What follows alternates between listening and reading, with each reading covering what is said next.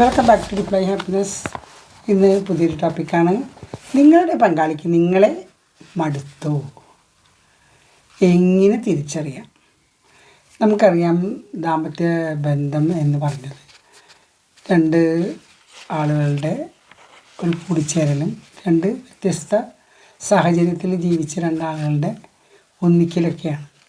ഇപ്പോൾ രണ്ട് വ്യത്യസ്ത കുടുംബങ്ങളിൽ ജീവിക്കുന്നവർക്ക് പല രീതിയിലുള്ള വ്യത്യസ്ത സ്വഭാവങ്ങളുണ്ടാകും. പക്ഷെ അതൊന്ന് മനസ്സിലാക്കാനുള്ള സമയം എടുക്കാതെ തന്നെ ചില ആളുകൾ രണ്ടുപേരും കൂടെ പൊരുത്തക്കേടുകളിലേക്ക് പോകാറുണ്ട്. അപ്പോൾ അതൊക്കെ എന്താണെന്ന് നമ്മളുടെ നിരന്തരമായ ജീവിതത്തിൽ പ്രശ്നങ്ങൾ ഒക്കെ ഉണ്ടാകുമ്പോൾ ചിലപ്പോൾ ഭർത്താവ് ഭാര്യയോടും ഭാര്യ ഭർത്താവിനോടും അകന്ന് ജീവിക്കുന്ന ഒരു കാലഘട്ടമൊക്കെ കാണുന്നുണ്ട്.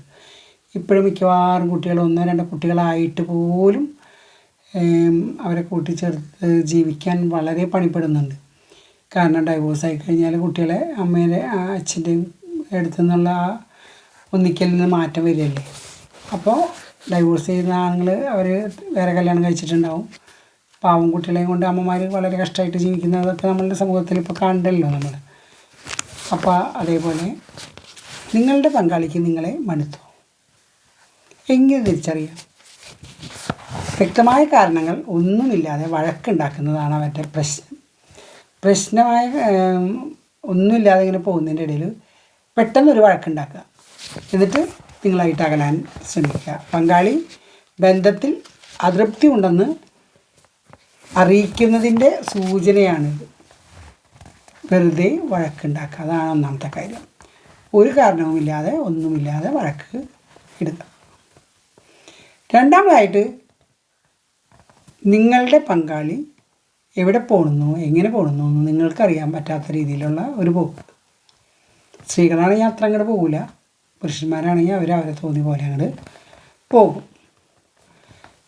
നിങ്ങളെ ഒഴിവാക്കുന്നതിൻ്റെ പ്രധാന ലക്ഷ്യമാണത്. പങ്കാളി കുറേ സമയം പുറത്ത് വേറെ ആരെങ്കിലുമായിട്ടൊക്കെ ചുറ്റിത്തിരിയുക, ഫ്രണ്ട്സൊക്കെ ആയിട്ട്. മൂന്നാമതായിട്ട് നിങ്ങളുടെ പ്രശ്നങ്ങളോട് ഒരു ആശങ്ക ഉണ്ടാവില്ല. നിങ്ങളുടെ പ്രശ്നങ്ങൾ കേൾക്കാനോ അതിന് മറുപടി പറയാനോ ഒന്നിനും സമയം ഉണ്ടാവില്ല. അതായത് നിങ്ങളുടെ പ്രശ്നങ്ങളും ആശങ്കകളും സംസാരിക്കുമ്പോൾ നിങ്ങളെ ഒഴിവാക്കാനാണ് ആൾ ശ്രമിക്കുക. ഒഴിവാക്കുക എന്ന് വെച്ചാൽ അത് കേൾക്കാൻ താല്പര്യപ്പെടുന്നില്ല എന്നുള്ളത് നിങ്ങളെ അറിയിക്കുന്നത്. ഇനി നാലാമതായിട്ട്, എല്ലാ കാര്യത്തിലും ഉത്സാഹം കുറയും. അതായത് പങ്കാളിയുടെ നിങ്ങളെ മടുത്തു എന്നുള്ളതിൻ്റെ കാര്യങ്ങളാണ് അയാൾ പ്രകടിപ്പിക്കുന്നത്. പിന്നെ നിങ്ങളുടെ ദുശ്ശീലങ്ങൾ, നിങ്ങൾ എത്ര നല്ല കാര്യങ്ങൾ ആ ദുശ്ശീലങ്ങൾ എന്നുള്ള രീതിയിൽ അത് ഫോക്കസ് ചെയ്ത് നിങ്ങളിടയ്ക്കിടയ്ക്ക് കുത്തി നോക്കും. പിന്നെ മറ്റുള്ള കാര്യങ്ങൾ ജീവിതത്തിൻ്റെ ഇപ്പോൾ എല്ലാ കാര്യങ്ങളിലും ഒന്നിച്ച് പോകേണ്ട സ്ഥലത്തൊക്കെ നമ്മളെ ഒന്നിച്ച് കൊണ്ടുപോകില്ല, അവോയ്ഡ് ചെയ്ത് അദ്ദേഹം തന്നെ പോകും. അങ്ങനെയൊക്കെ ഭർത്താക്കന്മാർ ചെയ്യുന്നത് കണ്ടിട്ടുണ്ട്. നിങ്ങളോട് സ്നേഹം കുറഞ്ഞു കഴിഞ്ഞാൽ സംസാരിക്കാൻ നിൽക്കാതെ രക്ഷപ്പെട്ടു പോകും. നിങ്ങളോട് സംസാരിക്കുന്നത് ഇഷ്ടമല്ല എന്ന് കാണിക്കുന്നതാണ്. അതേപോലെ തന്നെ എന്തെങ്കിലും ചോദിച്ചാൽ വളരെ ഷോർട്ട് ആൻസറിൽ എസ്കേപ്പ് ചെയ്യാവുന്ന സംസാരം വളരെയധികം കുറയ്ക്കും. അത് അഞ്ചാമത്തെ ഒരു കാര്യമാണ് നിങ്ങളെ മടുത്തു എന്നുള്ളത്. നിങ്ങളോടുള്ള വികാരങ്ങൾ, അതായത് ഫിസിക്കൽ അറ്റാച്ച്മെൻറ്റൊക്കെ കുറയും. അതേപോലെ തന്നെ അതൊന്നും പ്രകടിപ്പിക്കില്ല. വികാരങ്ങൾ പ്രകടിപ്പിക്കാൻ താല്പര്യമില്ലാത്ത രീതിയിൽ അയാൾ. ഇനി വളരെ പ്രധാനപ്പെട്ട ഏഴാമത്തെ പോയിന്റ് എന്ന് വെച്ചാൽ, എന്തെങ്കിലും നമ്മളോട് കണ്ണി നോക്കാണ്ട് അവിടെ ഇവിടെ നോക്കി പറയും. കാണുന്നതേ അതിർത്തി എന്നുള്ളത് കാണിക്കാനാണ്. എന്തെങ്കിലും കാര്യങ്ങൾ പറയുകയാണെങ്കിൽ നമ്മളുടെ കണ്ണി നോക്കില്ല. മിക്കപ്പോഴും കൂട്ടുകാരൊത്ത് ജോലി സ്ഥലത്തോ അല്ലെങ്കിൽ അടുപ്പമുള്ളവരുടെ വീട്ടിലോ ഇത്തരക്കാർ കൂടുതൽ സമയം ചിലവഴിക്കാൻ ആഗ്രഹിക്കും. ഒരു ഫ്രണ്ടോ അല്ലെങ്കിൽ മറ്റുള്ളവരുണ്ടെങ്കിൽ അവരുടെ കൂടെ കറങ്ങിയടിക്കാനോ അല്ലെങ്കിൽ ജോലി കഴിഞ്ഞിട്ട് അവരെ വീടുകളിൽ പോകാനോ അവിടെ രസം പറഞ്ഞിരിക്കാനൊക്കെ താല്പര്യപ്പെടും. ഇങ്ങനെ ഇത്രയും കാര്യങ്ങൾ നിങ്ങളോട് കാണിക്കുകയാണെങ്കിൽ നിങ്ങളെ ഭർത്താവ് നിങ്ങളെ മടുത്തുനിന്ന് ഒരു ഇൻഡയറക്റ്റ് വേ കൂടെയുള്ള നിങ്ങളോടുള്ള ഒരു പറച്ചിലാണത്. അപ്പോൾ എല്ലാവരും ശ്രദ്ധിക്കുക. ഇങ്ങനെയൊക്കെ വന്നു കഴിഞ്ഞാൽ നിങ്ങൾക്ക് വിഷമം തന്നെ വരും. പക്ഷേ ചില ആളുകൾ മനസ്സിലാക്കാതെ ജീവിതത്തിൻ്റെ മൂല്യങ്ങളെ കണക്കിലെടുക്കാതെ, കുട്ടികളുടെ കാര്യങ്ങൾ കണക്കിലെടുക്കാതെ, നിങ്ങളുടെ ആരോഗ്യം കണക്കിലെടുക്കാതെ, നിങ്ങളുടെ താല്പര്യങ്ങൾ കണക്കാക്കാതെ, നിങ്ങളുടെ മാനസികമായ വിഷമങ്ങൾ മനസ്സിലാക്കാതെ, ശാരീരികമായ വിഷമങ്ങൾ മനസ്സിലാക്കാതെ ഇങ്ങനെയൊക്കെ പെരുമാറുന്ന ഈ തരം ഭർത്താക്കന്മാരാണ് നിങ്ങളുടെ കൂടെ ഉണ്ടെങ്കിൽ അയാൾ ഇതൊക്കെ കാട്ടിക്കൂട്ടും. കാരണം അയാൾക്ക് നിങ്ങളിനെ മടുത്തു. അപ്പോൾ വേറെ കാര്യങ്ങൾ, ചില ആളുകളാണെങ്കിൽ വേഗം തന്നെ ഡൈവോഴ്സിന് പോകും. ഡൈവോഴ്സ് വാങ്ങി അവർ വേറെ കല്യാണം കഴിച്ച് വേറെ ജീവിക്കും. ഭാവം ഭാര്യമാരും കുട്ടികളൊക്കെ ആയിട്ട് ഇങ്ങനെ ജീവിക്കും. ഇപ്പോൾ ഈ അടുത്ത് നമ്മളുടെ കല്യാണം കഴിഞ്ഞ സീരിയൽ ആർട്ടിസ്റ്റ് എത്ര നല്ല തീരുമാനമായെന്ന് എനിക്ക് തോന്നുന്നു. പിന്നെ ഹസ്ബൻഡ് അവരെ വേണ്ടാന്ന് വെച്ച് പോയി 2 കുട്ടികളെ നോക്കി വളർത്തി പഠിപ്പിച്ച് ക്രിസ് ഗോപാലിൻ്റെ ആ വിവാഹം ഉണ്ടല്ലോ, അത് വളരെ നല്ലൊരു കാര്യമായിട്ട് എനിക്ക് തോന്നി. കാരണം എന്താണ്, ഫസ്റ്റ് വളരെയധികം കഷ്ടപ്പെട്ടിട്ടുണ്ടാവും. വാടക വീട്, 2 കുട്ടികൾ, എപ്പോഴും ഈ സീരിയൽ താരങ്ങൾക്ക് എപ്പോഴും ചാൻസ് കിട്ടണമെന്നില്ല. ഈ കോവിഡ് സമയത്തൊക്കെ ഞാൻ വിചാരിക്കും അവരൊക്കെ എങ്ങനെ കഴിഞ്ഞു കൂടിയെന്ന്. കാരണം അന്നൊന്നും പുറത്ത് ഒരു കാര്യങ്ങളും നടന്നില്ലല്ലോ.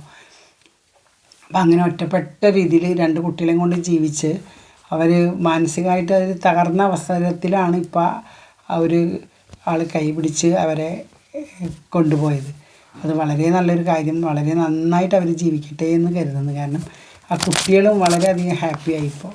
കാരണം കുറേ നാൾ അവർ ഒറ്റയ്ക്ക്, അമ്മ ജോലിക്ക് പോകുമ്പോൾ അവർ തനിയെ എങ്ങനെ ജീവിച്ചു. ഭർത്താവ് നഷ്ടപ്പെട്ട ഒരു സ്ത്രീ, അല്ലെങ്കിൽ ഭർത്താവ് ഒഴിവാക്കിയ ഒരു സ്ത്രീ എങ്ങനെ സമൂഹത്തിൽ ജീവിക്കുന്നു എന്ന് ആരും തിരക്കാറില്ല.